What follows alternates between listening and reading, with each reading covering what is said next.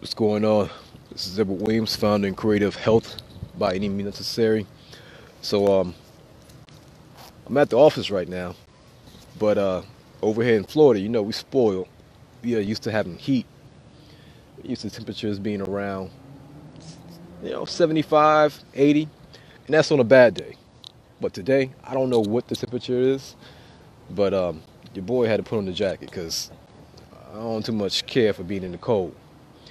But nonetheless, I want to get on here and speak about a topic that is very common in our community. When I'm seeing patients, I make it my duty to make sure that I provide as much value as I can. I also make it my duty to make sure that they are never, ever, ever, ever able to say that I did not give them true treatment. Y'all hold on real quick. Walmart wants directions for the hydrocortisone for Alex. What is it? Apply to affected area Apply as to needed. affected area as needed. Yes. Okay. I appreciate it. So I make sure that I'm giving them information about nutrition, movement, and I'm giving them that work when it comes to fasting, right? Many times when I'm talking to patients, such as a situation that I just walked out of, and I'm hearing these stories about their past experience with other practitioners, other clinics, other doctors, the hoops they've had to jump to find, these clinics, and their insurance won't pay for this and will pay for that. They're in this network, they're not in this network. The copay versus the reimbursement, all this talk, right? All these things. I'm hearing all these stories from these people and these patients. And I always know that there is a line, right? There's a line where the patient could have done more, but then there's also a line where the practitioners could have done much more. There's a line where the insurance companies are getting in place. The education about the medications, those things need to be in case. The recommendations that need to be made, all those things. And so a lot of times patients get to the point where they get burnt out. They get so tired of jumping through these hoops. They get so tired of making this phone call and returning this voicemail. They get tired of trying to have a referral to go see a doctor when they just finished seeing a doctor. But the reason they had to see that doctor is because they need to have that referral from that doctor to have permission to go see the other doctor. But they didn't have gas money, so they couldn't go on the date of the actual appointment, or the bus weren't running. All these things, all these complications. The doctor told them to start taking this medication, but the doctor didn't realize that they had a history of gastritis, and so when they take this medication, it makes them worse. And the reason why the doctor didn't know that is because the other clinic never sent over their documents, and so they didn't get that part of the story, even though the patient told them in their face that they have a history with gastritis. But the doctor was already in his protocol zone, and so he knew what he was going to prescribe her even before even seeing her. All these things. And so patients really get to a point where they're frustrated so much so to, no matter how bad their condition is, they may get to the point where they're like, I quit. I'm done. Whatever happens, happens. But whatever happens has to be better than me driving over here, me seeing this doctor, me taking this medication, me taking this side effect with the medication, me having this test done, me, all these mistakes being dealt in my file. Whatever happens has to be better than all that. And I get it. Patients get to that point where they say, I'm just going to let go and let God. And I really do get it. Because it's frustrating. It's frustrating, and for some practitioners, it's frustrating as well too. I would say for the majority, I don't think it's frustrating for the majority of practitioners because, they're really just following a certain protocol, and so it's easy to, disconnect from the reality of those patients, and especially if the finances are very different. If you have the money and they don't, and they live a very different reality from you, it's easy to disconnect yourself from that and go about your life. However, for the reality of many of these patients, their financial structure is different. When they get paid, it's different. You know, it may not be as easy for them to run on one side of the town to the other side of the town. It may not be easy for them to have a babysitter. All these other factors. And I hear patients a lot say, "I'm just gonna let go and let God." And once again, I definitely get it. But many times, often, too often, I'm sitting here and I'm talking to these patients and I'm hearing these stories, and they're telling me, you know, they're now at that point of let go and let God, and I can't help but to see my uncle. I can't help but to see my aunt or my mom or my dad in their face and in their stories. I can't help but to see my grandmothers, who are my queens, my world. I love them both dearly. They taught me so much, and I can't imagine that being my grandmother or my aunt or uncle or my loved one in general, being on that table telling a practitioner let go and let God, and they're like, all right, let go, let God, and take this prescription. Good luck. You know, it infuriates me, it bothers me, and I know it happens very often. But at the same time, I know that that statement denotes that the belief and the faith that your God, your creator, is going to make things better for you. I actually agree that you probably are better off, or you most likely are better off looking at it that way. Like, you're just going to get out of that system. You're just going to stop dealing with what's going on, brother. You're just going to stop dealing with that whole entire circus show that they have going on. So what you're going to do is just step out of it and just let go and let God. But when you do that, you let go and you let God, I'm going to also need you to let go of the foods. Because if you're going to say let go and let God, this tells me that you have a connection with your creator, right? And I don't want to make this a religious talk or anything like that, but I'm basing this conversation based on things I hear very often, and I just finished hearing as well. And, you know, it gets to me in a certain way. But if you're going to let go and let God, also let go of the food.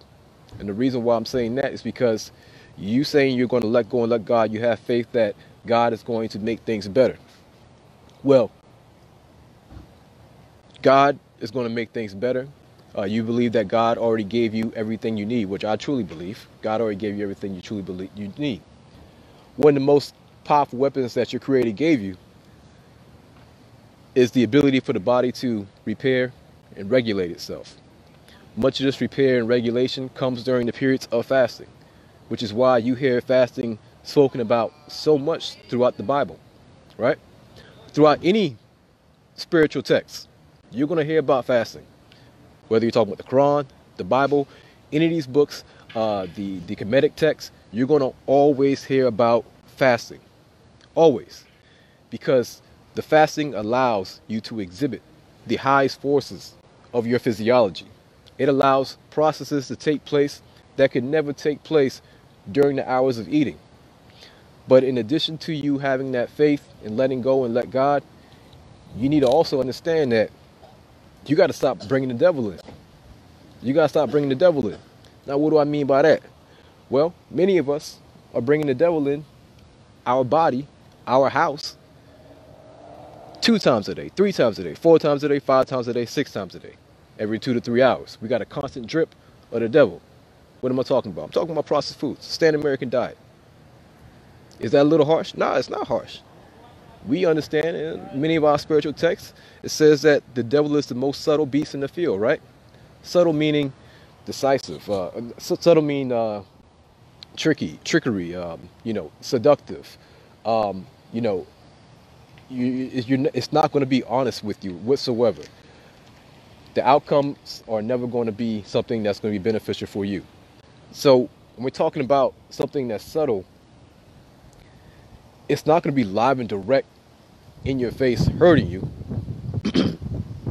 It's going to be a very around the way, behind your back, secure the bag type of thing. When we look at what we call processed foods, standard American diet, the bag foods that come in the cans, you know, these things taste great, don't they? They taste great. They taste sweet. They taste awesome. It's hard to just eat one, isn't it? And that is because they have been created that way. They have been created in a way where the overstimulation that comes from the sweetness, that comes from the trans fats, that comes from the refinement, that overstimulation is designed to make you addicted to it. But you won't know it. You'll just continue to eat it because it's food, it's harmless. There goes the subtle part. It's seductive because it tastes so good. It tastes so good. It smells good. The bag that it's wrapped in also looks good. It looks appeasing. There's so much seduction going on. But at the same time, what is it doing to your actual body? Most of these processed foods are providing you with no nutrients whatsoever. They have no intentions whatsoever to actually empower you or to actually improve you whatsoever. And so when we look at what they call the devil, the subtle beast in the field, and we look at what we call processed foods, foods that have been highly refined, all of the actual nutrients, everything that would be considered to be good has been stripped away from it. And then we look back at the actual statement of let go and let God.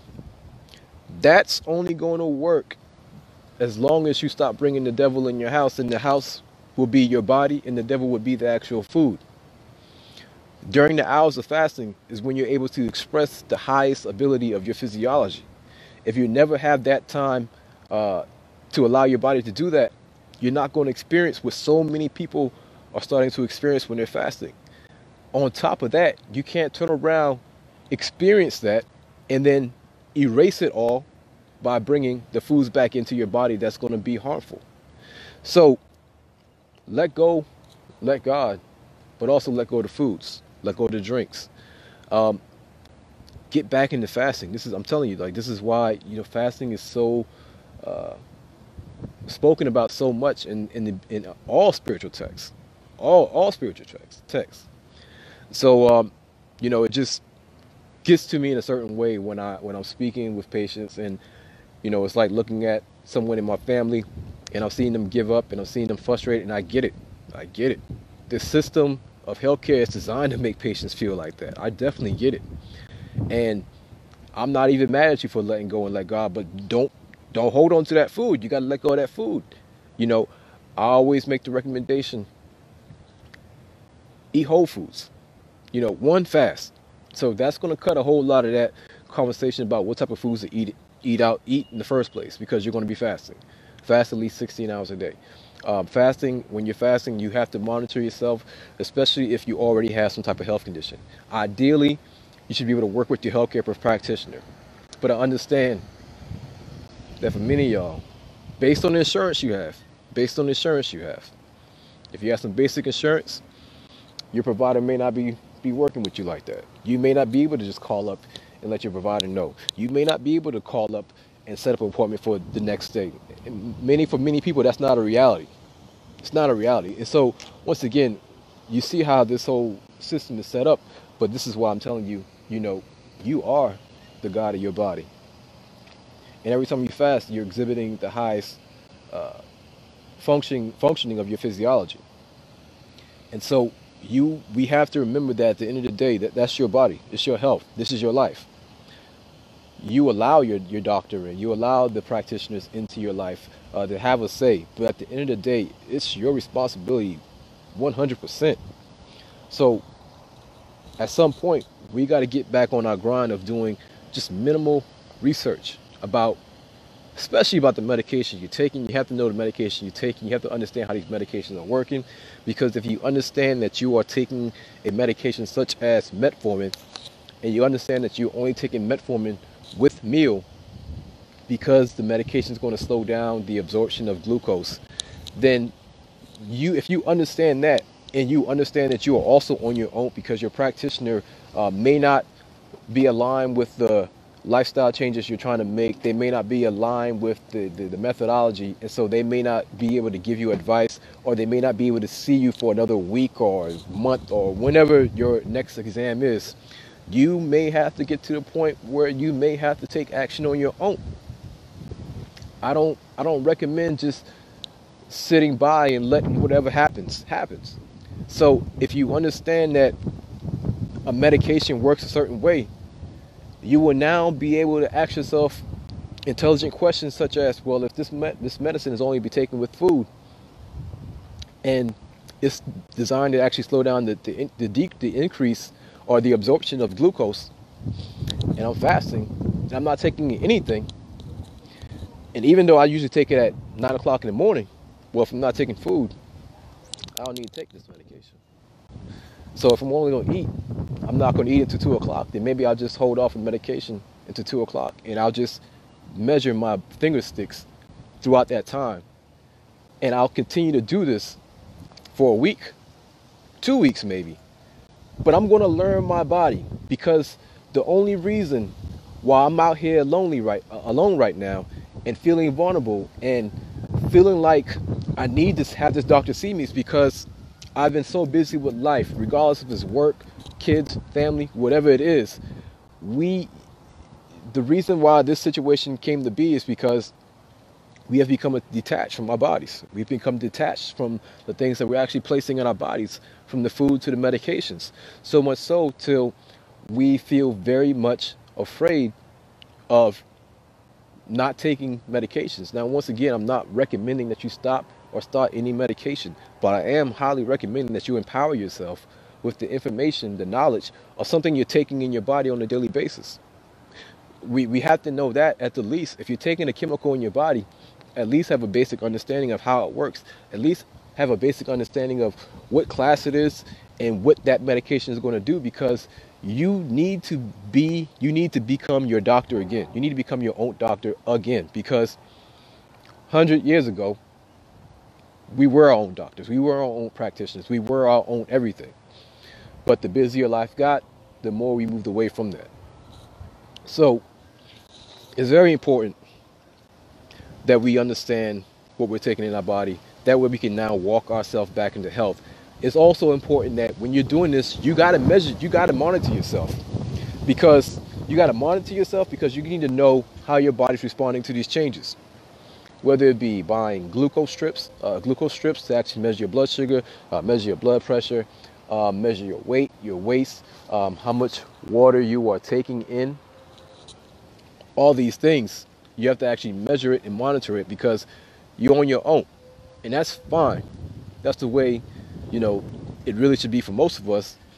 But you have to actually understand what your body is saying, because your signs and symptoms are simply your body's way of communicating with you, letting you know what's going on and what's not going on, what your body is pleased with and what it's not pleased with. And so getting a basic understanding of these things, and then trial and error, and also having patience, because you can't go from being diabetic 10 years and eating a certain way for 10 years, and then all of a sudden you want to do 2 weeks, 4 weeks, or 2 months to be completely fine again. It doesn't work like that. It takes time. It does take time. It's possible. It's definitely possible. See it all the time. But it does take time. And so you have to give your body, you have to give yourself that patience to actually allow it to take time. So fasting is everything. Fasting is my gospel. I see so many divas on here. She's a huge advocate of fasting as well herself. And fasting is my gospel. And so, once again, you can let go and you can let God. Most times, it's probably the best thing to do when you're dealing with this crazy system that we call a healthcare system. However, make sure you let go of the foods.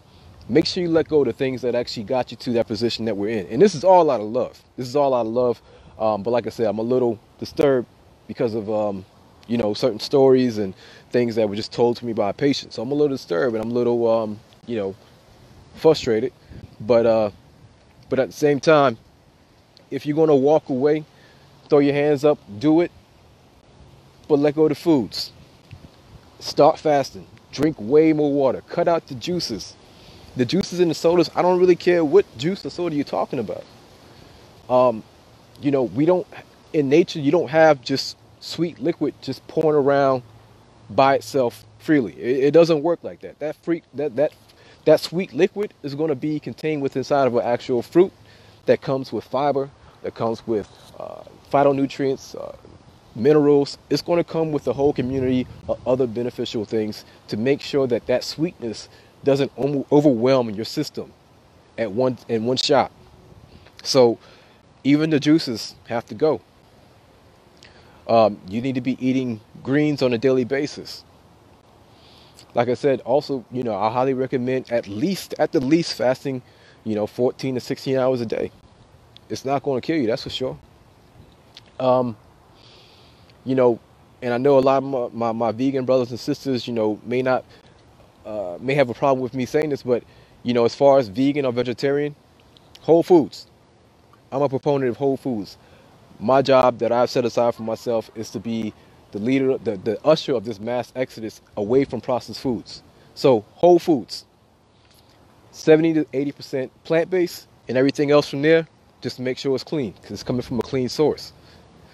But outside of that, whether you're going to do vegan or paleo or keto or whole foods, because many times that discussion is just a way to come up with another excuse to not take action. So I don't want to give you any excuses. So when it comes to the finances and the money and what you can afford and everything like that, you can definitely afford fasting. That's for sure. And like I said, this is all I love. This is all I love. I'm trying to get away from these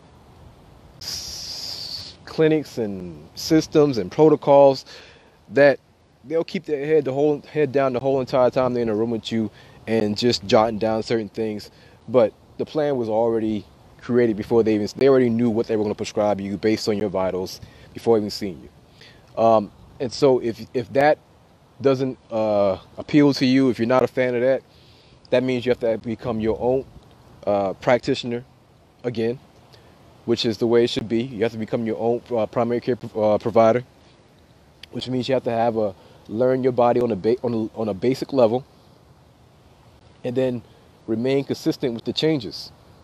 There's not too many changes I'm telling you to make.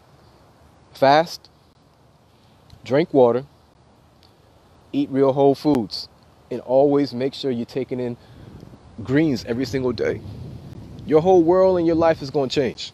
And that's not an expensive plan. Because like I said, fasting is going to cut down how much money you're spending dramatically. Because you're not going to be spending that much when you're fasting, if any. Just water.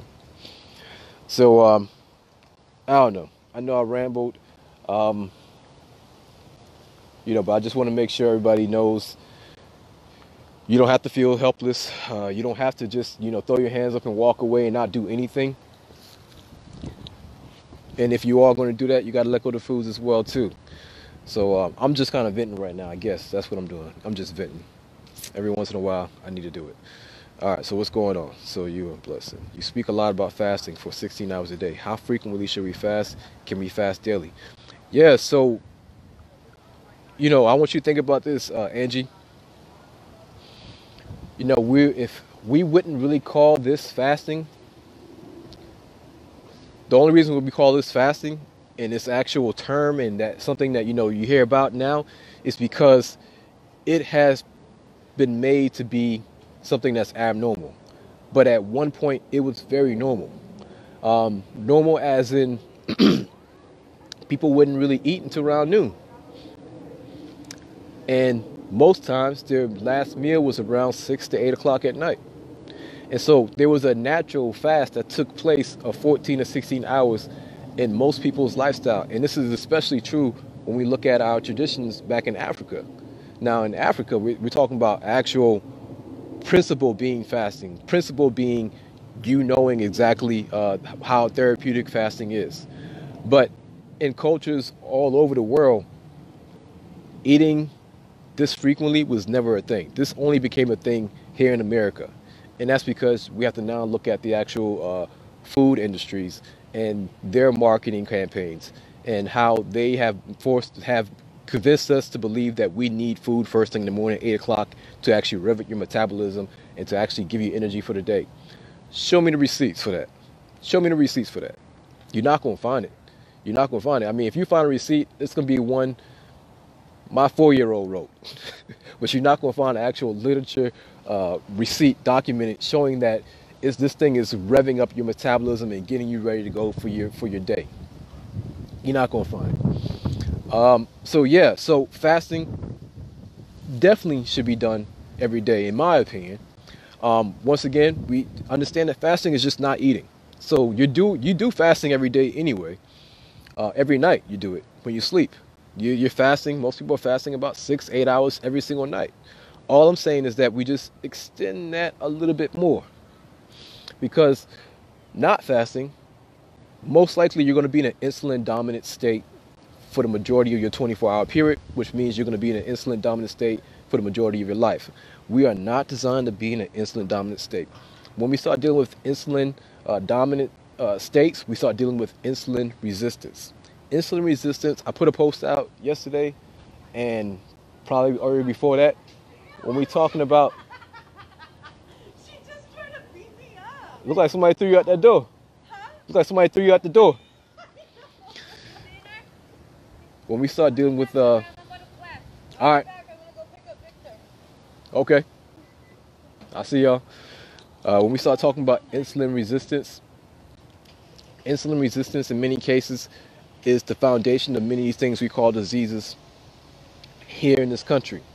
So whether we're talking about PCOS, polycystic ovarian syndrome, that's diabetes of the ovaries. That's insulin resistance of the ovaries. Whether we're talking about high blood pressure, when you have hyperinsulinemia, which is high insulin, it's going to cause inflammation to the actual arteries. It's going to cause irritation to the arteries. This is going to make the actual endothelium lining of the arteries respond by decreasing nitric oxide, and also by increasing or decreasing the actual circumference or that the blood has to flow, which is going to cause you to have increase in blood pressure. Insulin also, high insulin levels also increase the actual contractility of the heart. High insulin levels also increases the viscosity of the blood, meaning that the blood's going to be thicker, meaning that the heart has to work harder to actually pump the blood. So insulin resistance, 80% of people who have high blood pressure have insulin resistance in the first place. Insulin resistance will lead you to have prediabetes and also to have diabetes. Insulin resistance will also cause you to have high triglycerides levels as well too. Insulin resistance will also cause you to have obesity. Now, that part throws people off because they're saying that, well, because like, matter of fact, I'm going to go get a balloon and some decorations. okay, all right. And that threw this brother off just now because he was 378 pounds and not diabetic, right? Well, people's like, how does that happen? How does that happen? How does that happen? How does somebody become 378 pounds and they're not be diabetic? Well, that's because, once again, we need to look at physiology and understand that our fat tissues, our adipose tissues, are actually organs. It's an organ. Not only is it an organ, but it is a actual, hold on real quick, I got somebody just being weird and staring at me. But not only is it as an organ, but it is also a protective mechanism. If you have the genetic ability to go up to 375 pounds, your body is going to, when it's faced with the adversity such as high insulin levels versus making the cells so resistant, what it's going to do is you're going to have more capacity to have that glucose and insulin shuttled off to your actual fat cells. For those who don't have the genetic ability to increase that much fat, you're going to become insulin resistant quicker. That doesn't make the other person healthier than you or vice versa. It's about genetics at that point, as far as the ability of how your body can respond to adversity. And so this is why you will have brothers, like I just saw yesterday, my body habitus, 5'10", 170 pounds, and be diabetic as hell. And nobody would ever think that he's diabetic, because he just doesn't look like he's diabetic. Why? Because he has one of those frames where if we were to trace his blood back, his blood lineage back, he's probably from the Maasai tribe. Probably from the Maasai tribe, just because of the way he's built. He's one of those people who, he does a push-up and his chest just gets big. If he lifts up and over his head, his shoulders can get swole. So he has a body type that is not fitting for fat increase. It's hard. He told me it's very hard for him to gain weight. So his body, because he doesn't have the capacity to increase adipose tissue as much as the other person that I saw today, he's going to become insulin resistant at a faster rate because he doesn't have the fat cells to ship off the glucose to. But if you have the ability to increase fat cells and you have the ability to actually ship off the insulin and glucose to those fat cells, that's what's going to happen. And that's going to keep you, quote unquote, normal for the longest. And so But don't get it twisted. Don't get it twisted. Like I had to show, had this person just realize as well too. If we do that 2-hour oral glucose tolerance test, that's going to pull the actual mask off and show you that you are insulin resistant, because that 2-hour oral glucose tolerance test will tell you the truth. The blood work, your A1C, your finger stick, it may not be telling the truth. But if you have somebody taking 75 grams, and this is the only time that I have somebody drinking that much sugar at one time, but this 2-hour oral glucose tolerance test is a test where someone's drinking 75 grams of sugar in one sitting. It'll be juice, it'll be like this nasty white chalky thing, but it's nothing but sugar. It's not healthy at all. Not healthy at all. But what this is going to do, you measure their blood sugar and their fasting insulin before they do this. They drink that drink in one shot. Now you're going to measure their glucose and their insulin response to that. If a person is insulin resistant, their blood sugar and insulin is going to remain high for more than 2 hours, because there's a certain range that your body should be able to bring it down. If you're not insulin resistant, those cells should be very much able to receive the glucose that your body has available to it. But if you are insulin resistant, that blood sugar level is going to remain high for 30 minutes, an hour and a half to 2 hours. And so, like this person saw, they are insulin resistant, even though the A1C may only show pre-diabetic and they're 378. Well, the insulin resistance test says something completely different. The insulin resistance test is showing this person that someone has, the practitioners, has made you believe that you are a healthy obese person, because your blood pressure looks a certain way and your A1C looks a certain way. You're a healthy obese person. So I just need people to understand that, the body is very much intelligent. Your fat is also a protective mechanism. The ability to actually increase in fat is a protective mechanism, because your body's finding different places to actually store the surplus of nutrients. I mean, just imagine if you didn't have that ability to actually store surplus of nutrients. You would be in a very bad shape. All right, so let me finish reading these questions. Yeah, so Angie, you said you understand. All right, good. Does that 16? So Cleveland asks, does that 16 hours include sleeping? Yes, absolutely. So I mean, for the most people, 8 hours is already knocked out by the time they woke up. 8 hours is already knocked out by the time they wake up. All right. Thank you for making it plain. Inspiration. You're welcome. You're very much welcome, Carla. You're taking prednisone, and it's messed. Send it by mistake. I was trying to say messing with your blood sugar. Yeah, so I am tired, so tired of seeing patients come in here. They're diabetic, and they tell me that they just had either epidural steroid injection, they're on a Medrol dose pack. Being diabetic and being on the steroid medication is it's contraindicated. Like, there has to be an extreme reason why you would actually have steroids injected into your body. Now, once again, this is not medical advice. Don't stop taking your medications. Please talk to your healthcare provider before you make any kind of decisions with that. But at the same time, yeah, so steroids are definitely going to increase your blood sugar. Definitely. I mean, it's not going to not do it. And so, but a lot of times, depending on the situation, because a lot of times people are taking steroids because of the pain and the inflammation they're having. And so the relief that they get from that outweighs the increase in the blood sugar. But we have to ask ourselves, how long is this going to take place?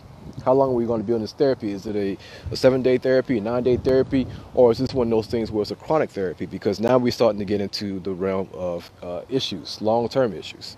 So make sure you talk to your provider. Let them know what's going on. But also, like I said, understand that steroid medications in general are going to increase your blood sugar. And that's just how they work. Like I said, they're great at decreasing pain. They're great at decreasing inflammation, which, I question whether or not decreasing inflammation is really that great of an idea. But that's a whole different conversation. So, yeah, y'all. I don't know if I'm even let this video stay up. I just got on here. I'm feeling a little frustrated.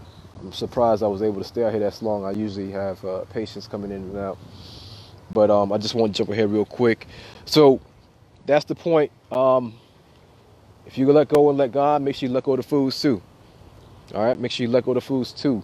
Don't let go, let God, and hold on to the processed foods, because nothing's going to happen. Then that's my point. Like, if you let go and let God and continue to eat the same way that got you in the situation, things are only going to progress. Your God, your creator, gave you this thing called fasting, which gave you this thing called autophagy, which gave you the thing called apoptosis, which gave you the thing called hormesis. These are all processes that can only take place during the hours of fasting. So in order to actually tap into that potential that you have, fasting is going to allow that to happen. What else? Oh yeah, okay, yeah. So get back to my other mode. If you are interested in fasting, which that's my gospel, I can talk about fasting all day long. We have a program that we are starting up, and it's called the Fast Life, because we want to bring awareness, or we are going to bring awareness to how the greatest medicine in our body, the greatest healing therapy in our body that we could possibly have is already with us. That's fasting. Like I just told you, I'm not backing away from that. You know, when you fasting, you're actually tapping into your infinite potential that you already have within your body. But on top of that, we also have an actual program that we're doing, and it's called the Fast Life 28-day challenge. And this is where we will actually assign you a protocol of fasting based on your goals, based on your situation, your reality. And we will actually walk you through that protocol, that fasting for 28 days with inside a group. It's the 3 coaches. We give you everything we need, and we're definitely going to be giving you information and content to go along with that to empower you, because we don't want anybody to work with us and need to be dependent on us. We need whatever we provide for you to be able to walk away with that, be empowered, and continue to spread it. This is the only way the community is going to be saved. It's not going to be saved by one person, a group over here, a group over there. No, we got to spread this information the way that the misinformation was spread on us. And so we have to get back into the habits of fasting and understanding how powerful that is for us. All right. So you had kidney transplant 14 years ago. Okay, and that's why you're taking it. Yeah, so, you know, then there's definitely levels to that. There's definitely other issues that, you know, that prednisone that you're taking, of course, sounds like it may be doing something else that's going to be outweighing any kind of cons. All right, Florence says, can you drink turmeric tea if you're diabetic? So so turmeric is just food. And let's go ahead and deal with that real quick, right? These practitioners who become herbalists overnight, they can go sit down. You know, I can't tell you how many of my customers or patients in general told them that because they were drinking, you know, whether it be my pressure tea or hibiscus tea in general, whether it be my fast tea or just green tea in general, when they see them and they tell them that they're getting results and this is what they've been using, and the doctor's like, oh, well, you know, you got to be careful with that because, you know, yeah, hibiscus has been shown to improve your blood pressure, but you got to be careful because sometimes it can bring it down too much. Oh, this is interesting. You knew about hibiscus before prescribing me the medications. That's very interesting. Let me ask you a question. If you knew hibiscus, and you knew hibiscus would blow my blood pressure, why would you not tell me about hibiscus before putting me on lisinopril, which has had me coughing for the past 3 months? I mean, I don't know why. It makes my throat itch, made my lips swell up, and then you had to put me on another medication that made me have to go to the bathroom over and over and over. Also depleted my magnesium and my potassium. You call it a water pill, but this thing seems like it's just making everything worse. Anyways, go off on a tangent. So you knew about this hibiscus tea, and you knew about the effects of my blood pressure, and you didn't say anything about it. Prescribing medications. I came in here, showed you that I'm doing better with the my blood pressure, but it's not so much because of the actual blood pressure medication. It's because I've been drinking this tea on a daily basis, and then the tea is actually providing nourishment for my actual arteries. It's actually healing my arteries, repairing my arteries, and I show you this, and your response is be careful with the tea. because it can lower your blood pressure too much. Why you ain't talking about the tea before? How all of a sudden now you're herbalist? Now you're herbalist overnight, right? So those people can go sit down, man. Like, and they very funny, you know. So where was I going with that? What was the last question? Oh yeah. So don't get spooked out by the term herb. Don't get spooked out by natural foods in general. Understand that these are just foods. These are just foods.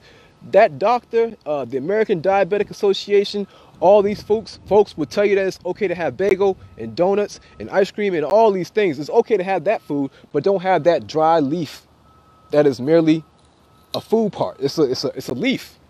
Don't eat that. Don't do that. Don't do that. Can I have donuts and chicken and cheese? Yeah, that's fine. But stay away from the leaves, though. Stay away from the leaves, because they may lower your blood pressure too much. Wait a minute. Whoa. They actually lower blood pressure? They do, but they may do it too much. You know, this medication does it too much. That's why you had to kind of taper back the actual dosage. So if you listen to them long enough, you might get a headache, but you also see how there's a lot of medical explaining going on, a lot of double talk.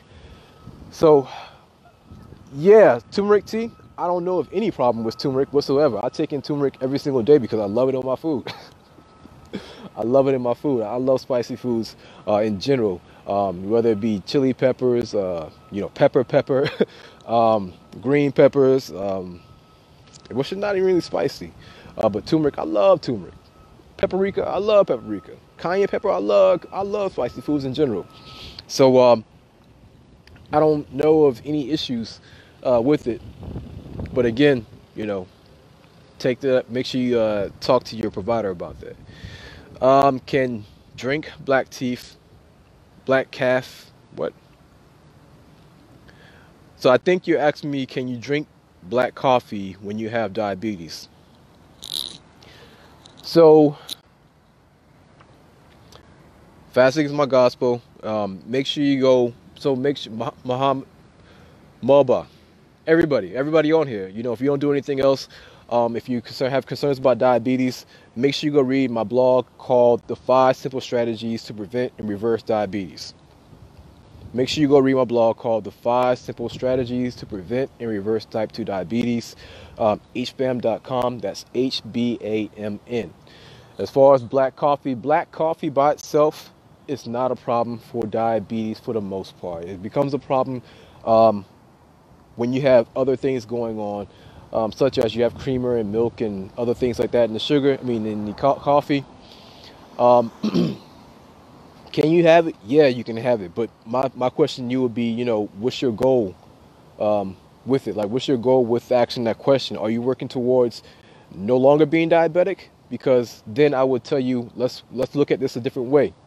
That coffee can be an actual tool because, coffee can actually help you. I would recommend green tea versus coffee because green tea has a milder amount of caffeine in it. But also green tea has been shown to actually decrease appetite. So I'll be taking you to a point where we're looking at fasting. We're looking at how we can implement fasting into your lifestyle based on the things that you may be taking, based on your medications, based on your, how much, where your blood sugars are at. All these things, of course, I recommend working in conjunction with your healthcare provider. But we would have to find out what your goals are because, I don't know if y'all heard me say it, but I'm going to keep on saying it. Type 2 diabetes is reversible.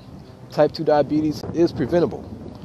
Pre-diabetes, all those things. This is insulin resistance. Insulin resistance only exists merely for the simple fact that, y'all ready? Insulin resistance only exists only because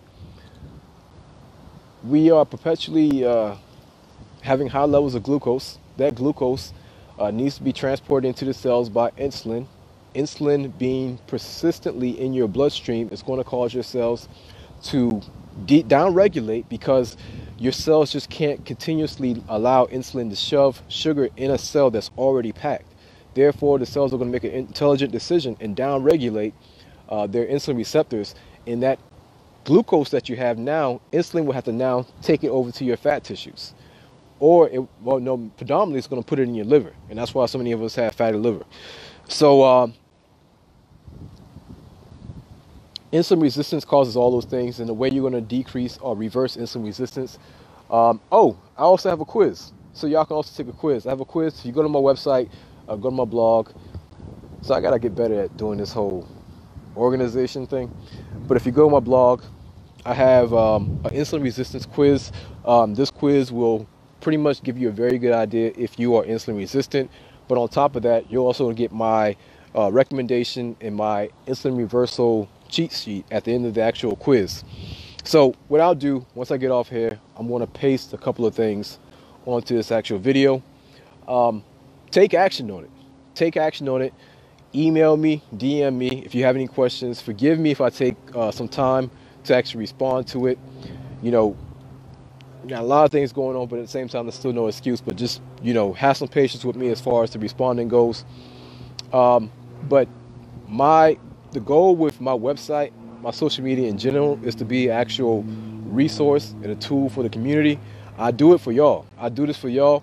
And so when I'm reading these books and I'm going through and I'm coming down, trust me, when I come up to these conclusions, it's not because somebody else told me and it was ingrained in me. Like, no, it's because I actually went through the books, went through the literature, read the research, the anatomy, the physiology, and said, oh, blood pressure is not even a disease. Oh, type 2 diabetes is actually reversible, you know. So took a lot of thought and work to go into these things, and I put them up on my blog. I made courses, wrote books, and I'm going to continue to do the same exact thing.